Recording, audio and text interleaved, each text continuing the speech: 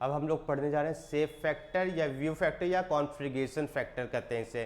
क्या होता है ये देखिए, अगर ये मेरा कोई बॉडी है तो ये हर डायरेक्शन में क्या करेगा, एमिट करेगा अपने एमिसिव पावर को, रेडिएशन क्या करेगा, एमिट करेगा in all possible hemispherical direction में। अगर इसका देखें,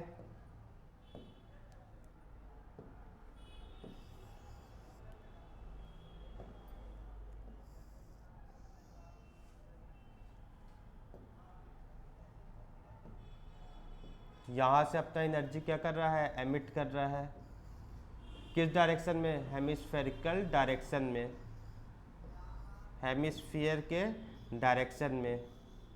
तो ये क्या है, ये रेडिएशन जो निकल रहा है वो सारा इस प्लेट पे जा रहा है, दो प्लेट हम लोग लिए हैं। ये रेडिएशन कुछ इस पार्ट पे पड़ रहा है, कुछ क्या जा रहा है सराउंडिंग एटमॉस्फेयर पे। अगर हम मानते इससे कितना यूनिट निकल रहा है रेडिएशन, 100 यूनिट, और इस पे कितना पहुंच रहा है, मानते हैं कि 40 या 60 यूनिट। ये दोनों बॉडी का टेम्परेचर क्या है, ग्रेटर देन 0 केल्विन, या बोल सकते हैं -273.13 डिग्री सेंटीग्रेड। तो इसलिए ये बॉडी क्या करेगी, एमिट करेगी एनर्जी को in all possible hemispherical direction में। ये बॉडी एमिट की है एनर्जी, अब ये भी बॉडी क्या करेगी, एमिट करेगी एनर्जी किस डायरेक्शन में, हेमिस्फेरिकल डायरेक्शन में।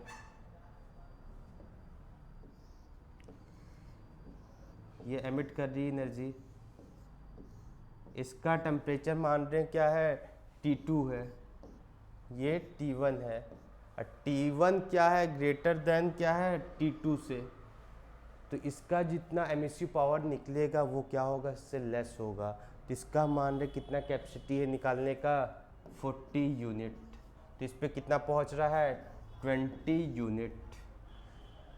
तो शेप फैक्टर, व्यू फैक्टर या कॉन्फ़िगरेशन फैक्टर यही है, अगर एक बॉडी से इंसिडेंट रेडिएशन निकल रहा है, एमिशन हो रहा है, तो दूसरे बॉडी पे कितना वो रेडिएशन पहुंच रहा है, इसी को क्या कहते हैं, शेप फैक्टर, व्यू फैक्टर या कॉन्फ़िगरेशन फैक्टर। आइए देखते हैं कुछ टाइप के फिगर। कॉन्वेक्स कॉन्केव सरफेस पे कैसा होगा व्यू फैक्टर, कॉन्वेक्स और प्लेन सरफेस पे व्यू फैक्टर या शेप फैक्टर क्या होता है।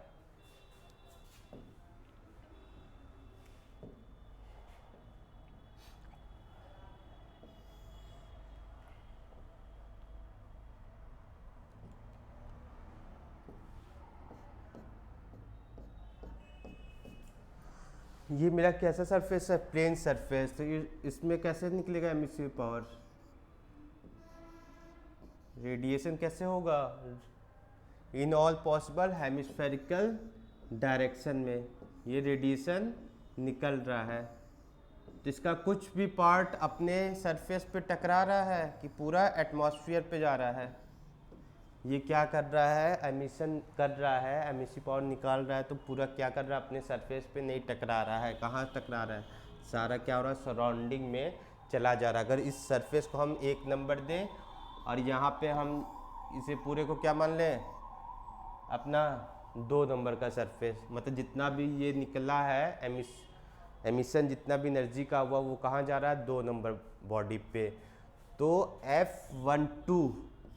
F12 का मतलब क्या हुआ, 1 से निकला, एक सरफेस से निकला, 2 पे कितना पहुंचा, 1 से निकला 2 पे कितना पहुंच रहा पूरा।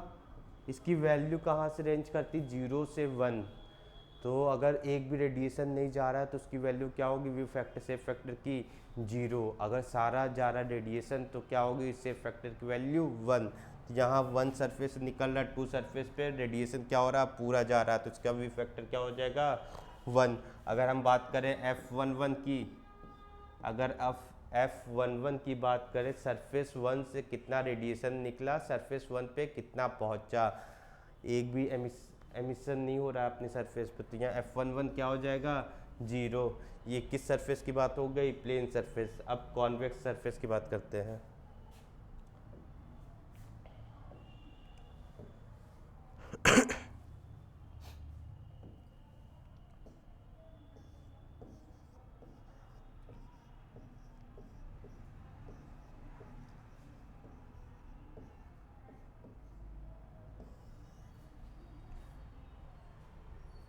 कॉन्वेक्स सरफेस में क्या होगा,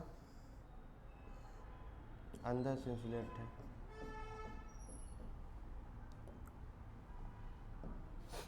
यहाँ से एमिसिव पावर निकलेगा, इसका एमिशन होगा इसका किस डायरेक्शन में, ऑल पॉसिबल हेमिस्फेरिकल डायरेक्शन में ये रेडिएशन निकल रहा है। तो ये क्या अपने सरफेस पे टकरा रहा है, नहीं टकरा रहा है। इस सरफेस को अगर 1 दे रहे हैं, पूरे सराउंडिंग फ्लूइड को 2 नंबर सरफेस दे रहे हैं, तो 1 1 क्या होगा, अपने सरफेस पे नहीं टकरा, तो F11 क्या होगा 0। 1 से निकला, पूरा किस पे जा रहा है 2 पे, तो F12 क्या हो जाएगा, F12 क्या होगा 1 होगा।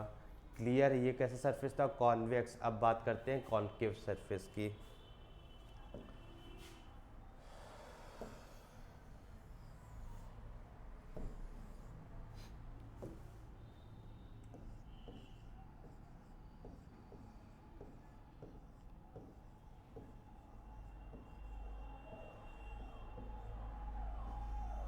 कॉन्केव सरफेस क्या होता है, एक बॉल टाइप का। तो यहाँ से भी बाहर से हम क्या कर दिए, पॉलिश कर दिए कि रेडिएशन बाहर से नहीं जाएगा, तो अंदर से जाएगा किस डायरेक्शन में, in all possible hemispherical direction में। ऐसे एंटर कर रहा है, तो ये रेडिएशन क्या हो रहा है, अपने भी सरफेस पे टकरा रहा है। ये क्या हो रहा है, अपने भी सरफेस पे टकरा रहा है। इस सरफेस को 1 नंबर दे रहे हैं, सराउंडिंग को 2 नंबर दे रहे हैं, तो क्या होगा 1 नंबर निकल रहा है, 1 नंबर पे भी टकरा रहा है, तो इसकी वैल्यू क्या होगी F11 की इज़ नॉट इक्वल टू 0।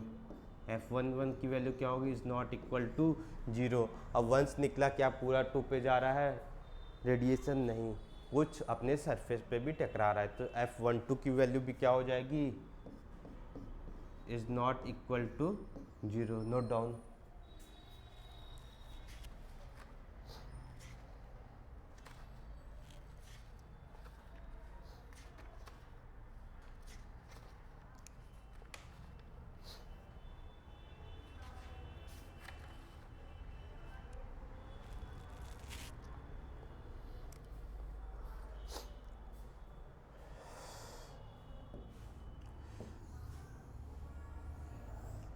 तो सेफ फैक्टर की वैल्यू कहाँ से कहाँ तक वेरी करती है, 0 से 1 तक। अब बात करते हैं radiation energy from two infinite parallel plates की बात करते हैं।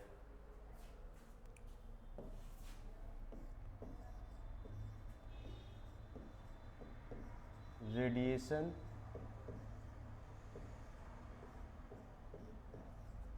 हीट ट्रांसफर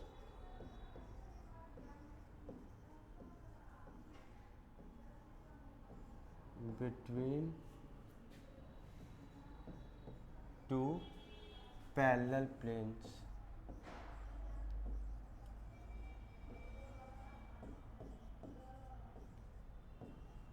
इसमें रेडिएशन हीट ट्रांसफ़र कितना होगा अगर 2 पैरेलल प्लेन्स है। पैरेलल प्लेन्स का पता है, एक बॉडी क्या है बहुत इनफाइनाइट लॉन्ग है, और दूसरी बॉडी भी क्या है इनफाइनाइट लॉन्ग है। तो यहाँ से एमिशन करेगा ये बॉडी सारे डायरेक्शन में, तो ये हम लोग मानते इतना इनफाइनाइट लॉन्ग है, तो जितना रेडिएशन यहाँ से निकला पूरा इस सरफेस पे टकरा रहा है, तो इसका व्यू फैक्टर या सेफ फैक्टर क्या होगा, F1 और 2 का, F12 का क्या होगा 1, और F2 से जो निकला वो पूरा किस पे पहुँचेगा 1 पे। ये हम लोग एज्यूम करते हुए इनफाइनाइटली लॉन्ग सरफेस है। तो रेडिएशन हीट ट्रांसफ़र रेट इस केस में क्या होता देखिए,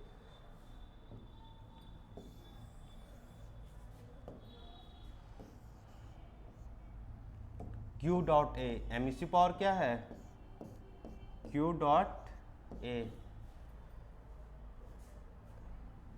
एमिसिव पावर क्या है Q डॉट बाई ए।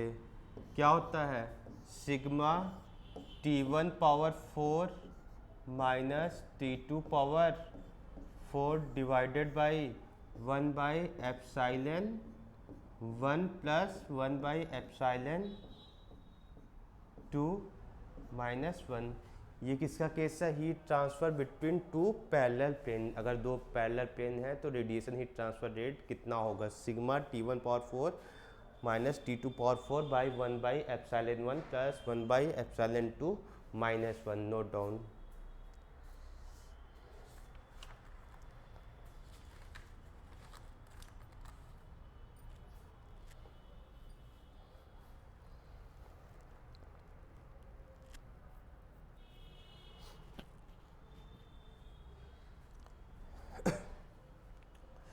अब आगे पढ़ते इरेडिएशन क्या होता है, रेडियोसिटी क्या होता है, इसके बारे में।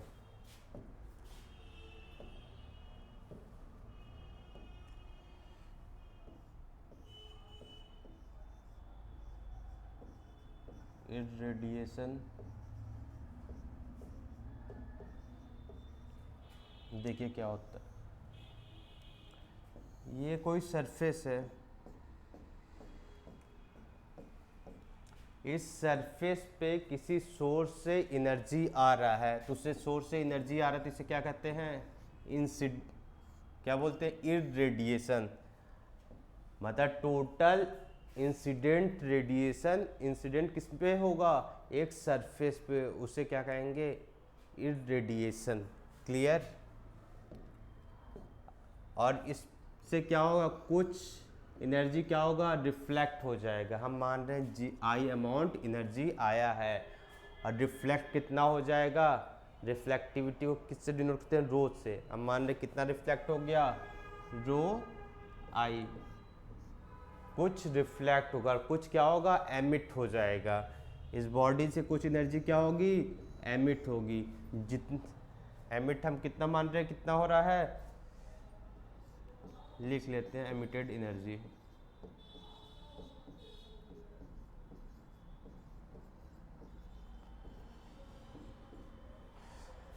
जितना एमिशन हुआ इस सरफेस से, जितना बाहर गया है सराउंडिंग में, उसे क्या कहेंगे, रेडियोसिटी। रेडियोसिटी मतलब क्या होगा, ये दोनों टर्म, रो आई प्लस एमिटेड एनर्जी, ये क्या होगा, रेडियोसिटी। जितना इंसिडेंट रेडिएशन आया उससे क्या कहेंगे, इरेडिएशन। जितना एनर्जी निकला सरफेस से बाहर सराउंडिंग पे, उसे क्या कहेंगे, रेडियोसिटी।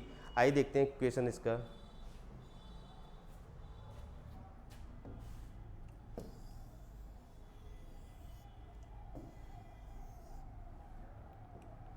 रेडियोसिटी, जे अमाउंट हम मान रहे हैं कि निकला है अमाउंट, तो उसमें क्या क्या है, एमिसिव पावर है, ई एमिशन हुआ है, तो टोटल कितना एमिसिव हुआ है, एमिट हुआ है, उसे कहेंगे एमिसिव पावर, प्लस रो आई।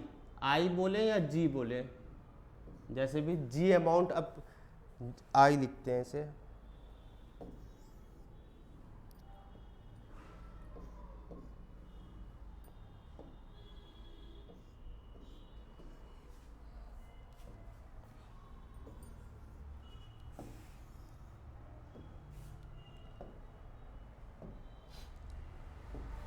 हम माने कि जे अमाउंट मेरा टोटल सरफेस से बाहर सराउंडिंग में एनर्जी जा रहा है, किस रूप में, एमिसिव पावर के रूप में और रिफ्लेक्टेड एनर्जी के रूप में।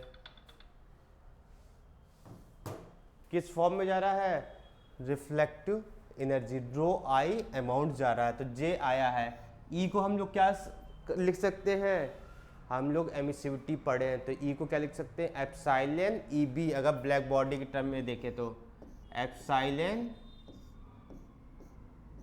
ई बी प्लस रो आई।